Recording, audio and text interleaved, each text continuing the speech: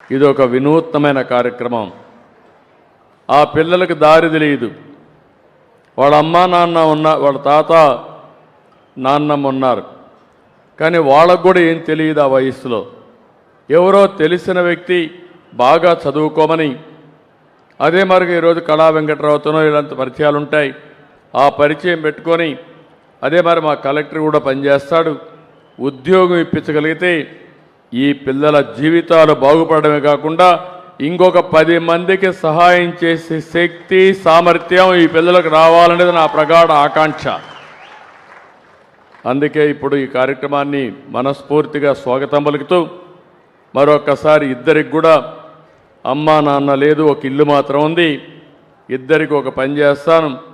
ఎందుకంటే మళ్ళా ఆయన సహాయం చేసి జీవితంలో స్థిరపడినా కొద్దిగా వెసులుబాటు ఉండాలని ఒక్కొక్కరికి 3 లక్షల రూపాయలు ఫిక్స్డ్ డిపాజిట్ వేసి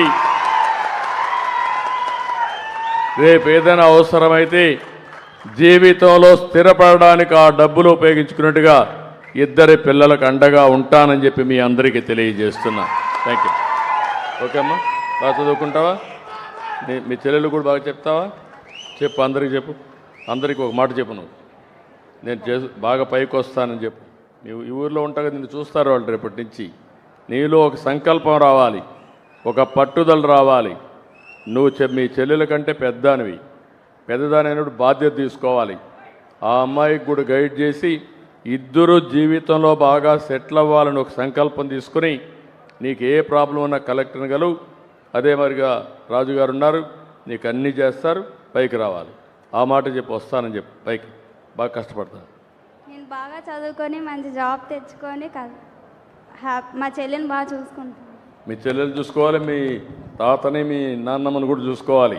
మళ్ళీ మర్చిపోవద్దు ముసలివాళ్ళని. ఓకే, చూసుకుంటావా? నమ్మకమేనా? ఓకే అమ్మా, good. I wish all the best అమ్మా. May God bless you.